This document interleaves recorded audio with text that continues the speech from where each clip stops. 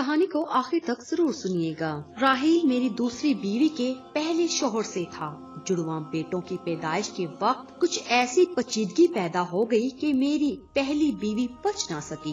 बच्चों की देखभाल के लिए अम्मा फौरी तौर पर खैरुन्निसा को ब्याह कर मेरी दुल्हन बनाकर ले आईं और यूं राहिल भी हमारी जिंदगी में चला आया। पहले दिन अम्मा ने उसका तारुफ करवाते वक्त कहा, बेटा खैरुन्निसा बहुत अच्छी औरत है और दुखी भी है, तेरे घर और बच्चों को बहुत प्यार से संभाल लेगी। बस अपने बच्चों की खातिर तुझे इसके लड़के को भी घर में बर्दाश्त करना होगा। अब वो उस बदजार को भला कहाँ छोड़े। अम्मा की इस बात ने मेरे दिल में एक गिरह लगा दी। दिल के एक कोने में कीना पलने लगा। राहिल बहुत तमीजदार बच्चा था।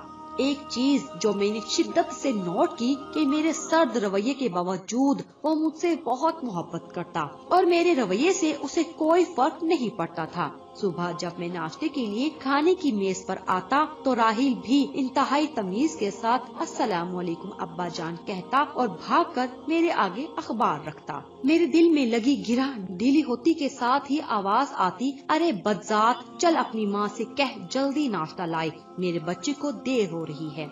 वालेकुम सलाम के साथ राहिल के सर पर प्यार देने के लिए उठता, हाथ वही मेरी अपाहज सोच के साथ लड़खड़ाता और शिकस्त खाकर ढेर हो जाता। खैरुन्निसा ने मेरे घर और बच्चों को अच्छी तरह से संभाल लिया था। वो बहुत साबिर औरत थी, कभी शिकवा जुबान पर ना लाती। मुझे याद है एक दिन राहिल उससे पूछ रहा था, अम्मी जान ये बदजात क्या होता है? मेरा पूरा जिस्म कान बन गया। मेरी समातें शिद्दत से खैरुन्निसा के जवाब की मुंतजिर थी। मुस्कुराकर कहने लगी, जब कोई बहुत प्यारा लगे और नजर लगने के डर से आपको बताना ना चाहे तो उसे बदजात कहते हैं। उस दिन मैंने देखा राहिल बहाने बहाने से सारा दिन अम्मा के इर्द गिर्द फिरता रहा। कभी जाय नमाज बिछा कर दे रहा है तो कभी जरा से खांसने पर पानी का गिलास उनके आगे रख रहा है। अम्मा की आवाज आई, अरे बदजात, क्यों मेरी जान खा रहा है ड्रामेबाज, जा दफा हो जा, कुछ पढ़ ले। क्या जाहिल रहकर मेरे बेटे के माल पर ऐश करता रहेगा? राहिल ने खट से अम्मा के गले में बाहें डाली, चटाचट उनकी गाल पर प्यार किया। अच्छा प्यारी दादी जान कहा और भाग गया। मैं वहीं अम्मा के तख्त के पास बैठा देख रहा था। अम्मा की आंखों में हल्की सी नूर की चमक नजर आई और फिर मासूम हो गई। कैसे बदकिस्मत थे हम माँ बेटा और कैसे खुशबख्त थे वो माँ बेटा। खैरुन्निसा ने बच्चे के दिल में नफरत की गिरह नहीं लगने दी थी और मेरी माँ मुझ ऊंचे लंबे मर्द पेशा के एतबार से वकील के दिल में किस आसानी के साथ गिरह लगाने में कामयाब हो गई थी। मुझे जूते जमा करने का बहुत शौक था। अच्छे जूते मेरी कमजोरी थी। मेरे वार्डरोब में एक से बढ़कर एक जूता मौजूद था। राहिल बहुत शौक से मेरे जूते पॉलिश किया करता। कई बार मैंने उसे बड़ी दिलजमई से जूते चमकाते देखा और सच बात तो ये है कि मेरा दिल खुश हो जाता जूते देखकर।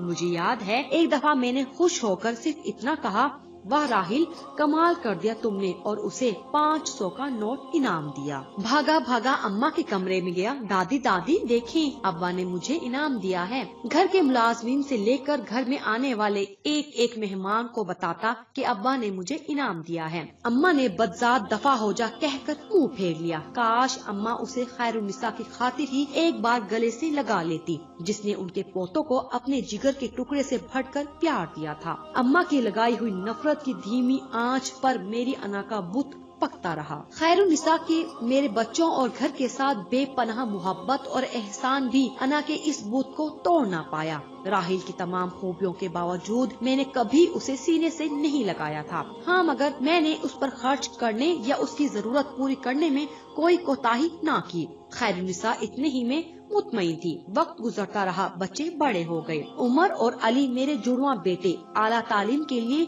मुल्क से बाहर चले गए। राहिल ने मैट्रिक के बाद तालीम को खैर आबाद कह दिया।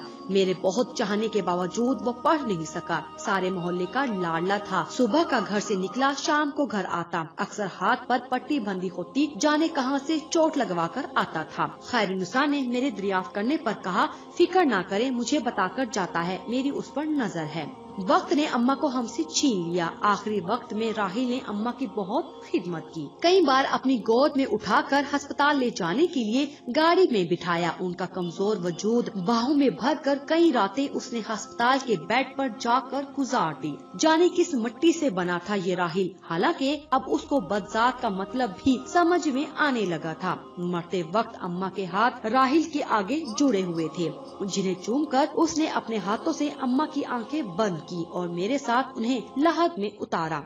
मेरे दोनों बेटे चाहने के बावजूद दादी की आखिरी रसूमात में शरीक ना हो सके। उस दिन अम्मा की लगाई गिरा ढीली हो गई, बिल्कुल ढीली। बस एक बार राहिल को गले से लगाने की देर थी कि खुल जाती, मगर अना को शिकस्त देना कहाँ मेरे बस में था। उमर और अली ने पढ़ाई मुकम्मल होने के बाद शादियाँ कर ली और उधर के ही होकर रह गए। साल में एक बार बस मिलने के लिए आ जाते। घड़ी पर सुइयों का रक्स जारी था। अब के वक्त का पाँव मेरी किस्मत पर था। मुझे अपनी कारकर्दगी पर एक बहुत बड़ा अवार्ड मिलने वाला था कि मुझे फालिश हो गया। चमकते बूट पहनने वाले पाँव मफलूज हो गए। क्या उस्मान शाह नंगे और टेढ़े पाँव के साथ व्हील चेयर पर अवार्ड वसूल करेगा? जिस अना के बुत को मैं न तोड़ पाया, अल्लाह ने उसे तोड़ डाला था। नौकरों की फौज के बावजूद राहिल मेरे सारे काम अपने हाथ से करता।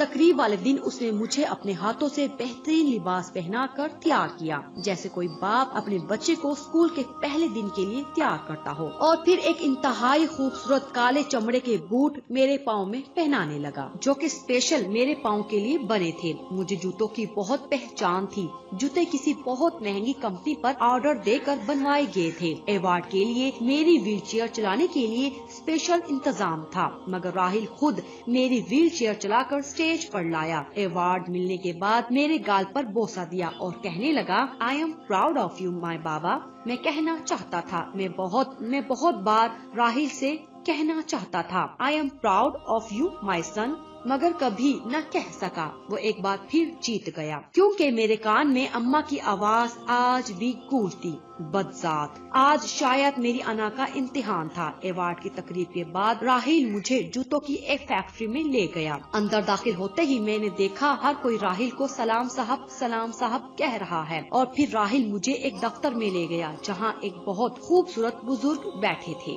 राहिल को देखते ही उठकर आए, उसके सर पर हाथ फेरा और कहने लगे, मुबारक हो उस्मान शाह साहब। अल्लाह को कोई तो आपकी बात पसंद आई होगी, जो उसने आपको राहिल जैसा बेटा दिया। यह आपके बेटे की फैक्ट्री है। आपका बेटा दुनिया का सबसे मशहूर और मारूफ शू मेकर है। मुझे याद है एक दफा मेरी पसंद के बहुत महंगे जूते खराब हो गए थे। जूते इटली के थे और वापस कंपनी में भेजने में बहुत वक्त लगता। राहिल ने बड़े माहिर मोची बाबा जी को ढूंढकर उनसे मेरे जूते मुरम्मत करवाए। ये वही जूते थे जिन पर खुश होकर मैंने उसे 500 का नोट इनाम में दिया था। बाबा जी की महारत देखते हुए मेरे शौक की खातिर राहिल ने उनसे जूते बनाने का फन सीखा और अब राहिल के बनाए जूते पूरी दुनिया में मशहूर थे। यूरोप से उमरा राहिल को अपने जूते बनवाने के लिए बुलाते, मगर वो मुझे और अपनी माँ को छोड़कर कभी नहीं गया। बाबा जी ने सारी कहानी सुनाई। उस वक्त राहिल के पट्टी बंधे हाथ मेरी आंखों के सामने आते रहे। उसके हाथों में चुभने वाली सुइयां कीले मेरे सारे जिस्म में छेद कर गई। मेरे जिस्म में सुइयां ही सुइयां चुभी थी। कौन निकालेगा उन्हें? क्या मेरी तौबा मेरे जख्म भर पाएगी? गिरा खुल गई थी। अना का बुत टूट चुका था। मैंने राहिल के सामने हाथ जोड़ दिए, उस राहिल के सामने जिसे अम्मा बदजात कहती थी। राहिल ने मेरे आंसू साफ किए, मेरे कदमों में बैठ गया और कहने लगा, मेरे सब दोस्तों के पास अब्बू थे। नानी मुझे अल्लाह से दुआ मांगने का कहती और मैंने बहुत बार अल्लाह से दुआ मांगी। आप मेरी दुआओं का समर थे अब्बा जान, मेरे अल्लाह का इनाम थे। मैं आपसे मोहब्बत भला कैसे न करता। आप मुझे बहुत प्यारे हैं अब्बा जान। आपकी नजरे करम 500 का वो एक नोट, वो मेरी जिंदगी की किताब का सबसे बेहतरीन नोट बन गया, जिसने मेरी जिंदगी बदल डाली। मैं अपने अब्बा का पसंदीदा बेटा बनना चाहता था और वो मैं बन गया बाबा जान। वो वाकई मेरा सबसे प्यारा बेटा बन गया था। खैरुन्निसा पास बैठी रो रही थी, मगर उसकी पेशानी चमक रही थी। वो राहिल की माँ थी, उसने राहिल को मोहब्बत करना सिखाया था। काश मेरी माँ ने भी कभी मेरे सामने उसे बदजात ना बोला होता, मुझे उसे मोहब्बत करना सिखाया होता। उस रात जब राहिल ने अपने हाथों से बनाए हुए मेरे बूट उतारकर मुझे बेड पर लिटाया, तो जिंदगी में पहली बार मैंने उसका मुंह चूम कर कहा, I am proud of you, my son. I love you more than everything.